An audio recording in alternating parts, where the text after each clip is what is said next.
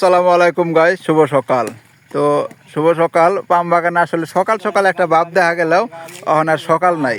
তো এখন চলে গেছে প্রায় দুপুর পর্যায়ে, কারণ এখন বাজতেছে 12টা 57, কারণ দুপুর হয়ে গেছে কিন্তু বোঝা যাচ্ছে না, কারণ মেঘলা দিন, বৃষ্টি আসতেছে, বৃষ্টি প্রচুর বৃষ্টি। পাম বাগানে প্রচুর বৃষ্টি থাকে।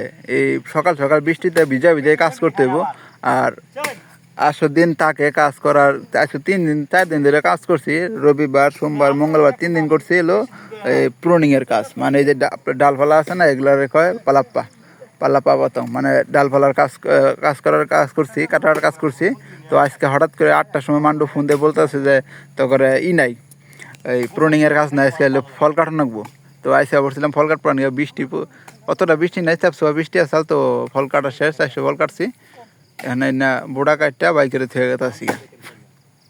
তো পাম বাগানে বৃষ্টিতে ভিজে ভিজাই কাজ করতে হয়। আপনারা যারা আসেন তো পাম বাগানে চিন্তা ভাবনা করে আসবেন, যে পাম বাগানে কিন্তু প্রচুর যেরকম সাপ বিচ্ছু আবিজাবি থাকে, তো এরকম এই বৃষ্টিতেও ভিজে কাজ করতে হয়।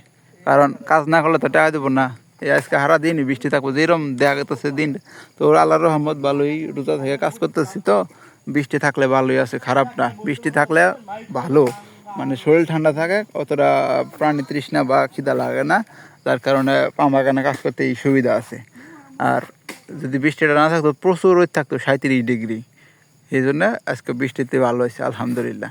তাই সে ফল কাটছি, এখন ফল বাইকের থেকে কাটতে থেকে জামগা। তো অবশ্যই যদি পাম বাগানে হয় তাহলে এই বিষয়টা লক্ষ্য রাখবেন, বৃষ্টিতে ভিজা কাজ করতে হইব।